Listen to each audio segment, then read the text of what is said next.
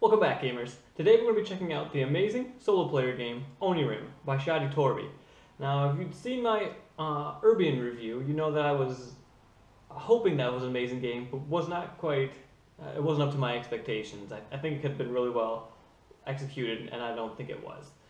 I love the artwork. I really like the idea of the game, and so I was really excited for the second edition of Onirim to come out to really maybe fix some of the things that I thought were wrong with it and really give me that really amazing solo player game experience I was looking for. Of course, if you already know how to play Onirim, go ahead and click on it to jump right to my conclusions. Otherwise, let's find out what's in the box and how you play the game.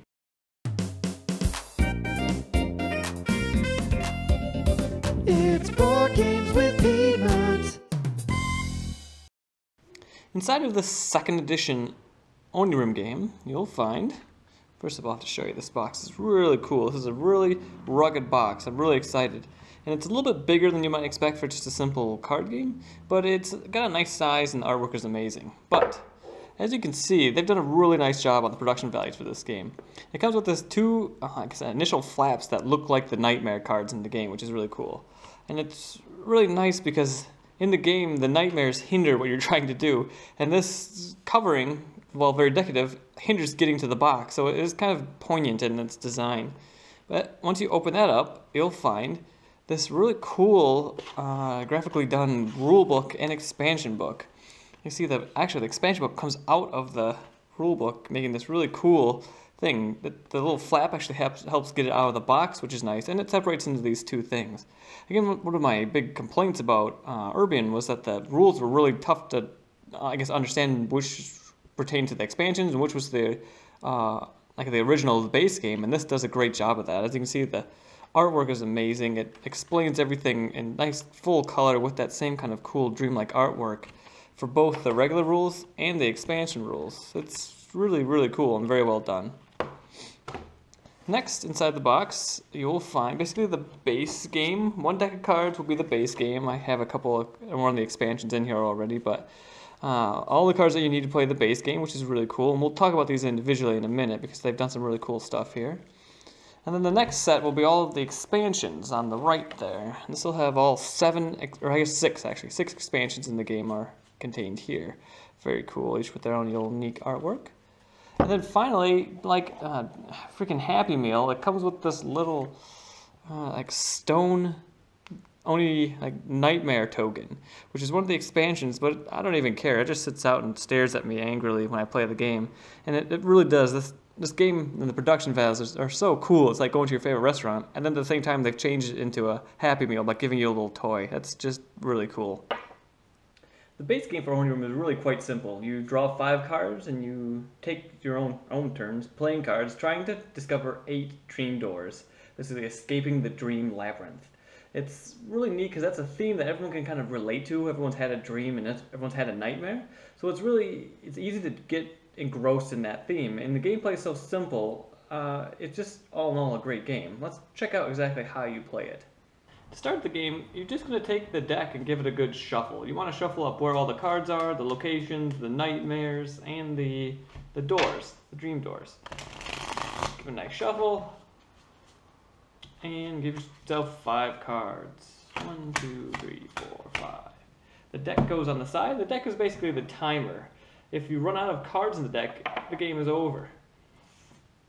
And in your hand, basically, I got a door, but it's going to go into limbo and get shuffled back in later. But we'll just do a simple one here. You have a bunch of cards in your hand that are different colors, red, green, blue, and brown, and they have different symbols on them. The most abundant are the sun symbols. The next most abundant are the moon symbols. There are less of them, but they're more abundant than the key symbols. The key ones are the most powerful. They do some special things, and so you don't really want to waste them. But on your turn, you basically take a card, you play a card, and then you draw the next one. What you're trying to do is you're trying to get 3 cards of the same color in a row, but you can't repeat the same symbol anytime. So I could play a moon next, not another sun, and then I could play a key or another sun, but I couldn't play another moon. And then by playing 3 in a row, you get to search the deck for one of the 8 cards. There's 2 of each color. But there are a couple surprises. These are the nightmare cards. And these are the things you're trying to avoid. They're nasty. When you draw one of these, basically when you refill your hand at the end of the turn, either you have to discard your entire hand, remove the top 5 cards that aren't doors or nightmares from the game, or if you have a key, you can just use a key to get rid of that nightmare. And there are 10 of these in the deck, and they're constantly trying to make you run out of time. Now, very briefly, that is Onirim. You have the handful of cards, you're playing some, you're trying to decide, do I switch to another color because I don't have the next, maybe I put the sun down and all I have is another brown sun in my hand. I can't play that because I can't match cards. Do I discard cards to try and find that moon? Or do I switch to a different color that I have some more of in my hand, hoping that I can do that? But all the while, you're running through this deck. And it's amazingly fun. I'm going to talk about a few things about this game which I think they've done a really amazing job about.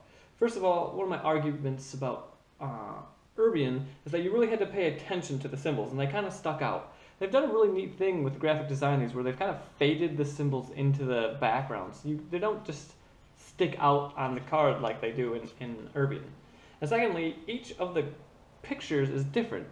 The key room is different than the sun room, which is different than the moon room. So all I need to know is that if I have 3 different rooms or rooms that don't match right next to each other, I'm good. I don't even need to look at the symbols if I don't want to. I can become just really engrossed in the artwork that is present in Onirim, which I think is really cool.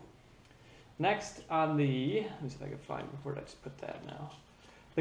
Another next cool thing about the nightmares, this is really cool. They've upgraded the art on this from the base set, but there's nothing on here. It's just the nightmare, which is amazing. Because you know, with a solo player game, you're going to become intimately, I have intimate knowledge of this deck, this game, and you know what these are. I could see in 2-player, 3-player, 4-player game where you don't want to keep going back to the instructions, especially the first time you learn it, that it's nice to have text and stuff on cards, but this game doesn't need that. This is a solo player game. It's just you in the game, no other distractions. So when I look through there and pull this out, I know what that is.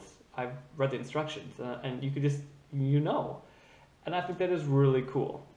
One of the major things people argue about in this game is that you have to shuffle the deck a lot. After you look through the deck to find a door, okay, I found my brown door. Then you have to shuffle the deck, because you've just looked at where all the cards are and you know kind of what's coming up. And that happens a lot. If you draw a door and you can't use it, you have to shuffle back into the deck. If you use a key, one of the special abilities, if you discard a key, you can look at the top 5 cards of the deck and then rearrange them, and sometimes you might get stuck with other stuff. So people argue that, oh gosh, it's no fun, I have to keep picking up the deck and shuffling it. But that really makes it a really neat, holistic experience for me. Every time you pick up that deck, you just physically, you realize that there's less cards here than there were before, and that may sound minor, but every time you pick it up and it's like, ooh, that deck is a little bit lighter, that's another sensory input that you don't normally get in games that's telling you that your time is running out, which I think is amazing. Additionally, when you pick this up to search through to find those door cards, because those nightmare cards are so striking, they stick out, you get the feeling that, oh my gosh, there's a lot of nightmares left in this deck, and that puts this sense of foreboding doom within you just through the simple mechanisms of playing the game.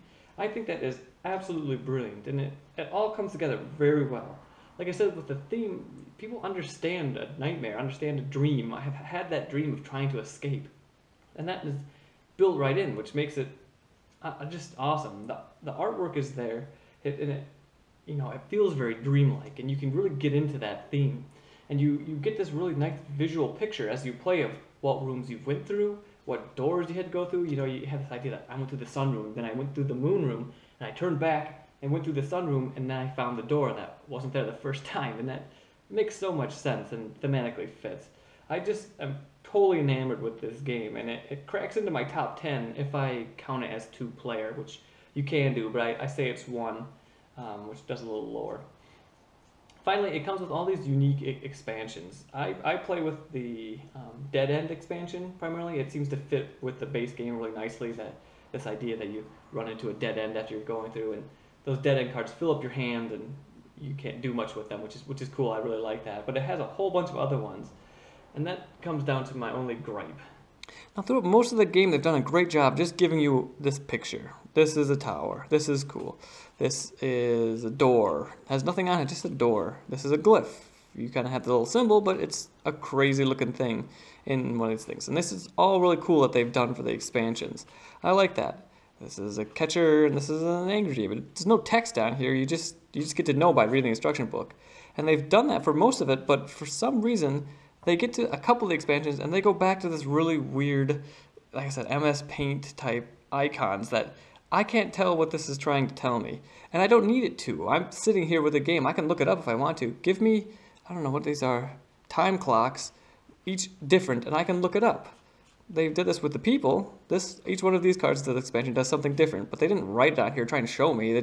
I get to look it up. I got a bunch of squirrels. Cool, let me look up what that does, and I'll learn what they do as I play the game, but for a couple of the expansions, they went back to this, which is just, I don't know, it just breaks me out of the whole, theme of the game. I want this Book of Power to be something cool. I want it to look like a cool book that I have, and I can look it up and I know that I have these spells. I don't want to have to look at this weird, poorly done graphic design representation of some special thing that's happening. But that basically is my only gripe, and that's only present on 2 of the expansions. All the rest of them are really nice. Like I said, just kind of show you they're like the nightmares, where it doesn't really say anything. You just kind of know what's going on. The rainbow color ones. Okay, I understand what that's. I can see what that's telling me right there, right on it. I get it. Even just after reading about it one time, and the dead ends. Well, that doesn't say anything out here, but I know what that is because I've played the game once, and I can tell. And I wish they were all like that. And that, in short, is Onirim. I went over a lot of the stuff already because I'm very passionate about this game. I think it is just really smart on so many different levels, and I'm really excited for his other games coming out in 2015. Just a couple quick things. For price-wise, it is a little bit more pricey than you might expect for a little card game. That's about $20, but all the attention to detail that went into putting this together, and all the expansions and the fun and the time you're going to get out of it are really, I think, very, very worth it.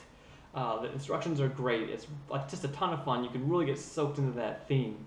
The components are nice. I like all the stuff they added. I really like the graphic design, the box. The cards are they're going to get used because you do shuffle them a lot, and you're probably going to want to play it again and again and again because it's not super easy, but you could just get sucked into that and that theme and want to play it a whole bunch.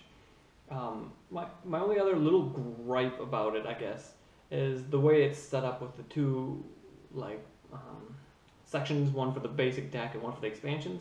If you have some stuff that you kind of like, maybe you like to add these 3 expansions and that's the one you like to play the most, it doesn't really fit in there, and every time you have to go through and take the expansions out and put the basic deck to the side and the expansions separate. I wish they kind of would have maybe turned it sideways, that you could put yours together and keep out the ones that you don't want, and every time you open the box you're ready to play. Again, it's basically a solo player game, so once I have it set up to how I like, I might not want to change it that much, and it's kind of a bummer to have to take the cards out and readjust them. But all that being said, I think it is an amazing game. It'd be really great for that kind of person who's looking for something very different for Christmas. Maybe they've never heard of that, or they don't have a solo player game, that gamer in your family that plays a lot of games but doesn't get to be with their game group a whole lot. This will really satisfy that itch, and it might show them that really kind of neat universe, the Onirim universe that's coming out with 2 more games here in 2015. I would say if you were into anything in this at all, check it out. I absolutely love it. I played a whole bunch. I definitely like it significantly more than Urbian, which I have gone back and played some since then. I do like that they're kind of tied together, and that's neat, but this one is just hits on all those levels. And like I say, I think I said it best in my tweet that it's the most holistic gaming experience I've ever played. You can see the path unfolding, you can feel it, you get the tension of seeing those nightmare cards and dealing with those nightmare cards and feeling that deck dwindle as you're trying to find those last couple of doors. It's just amazing, and I suggest everyone check it out.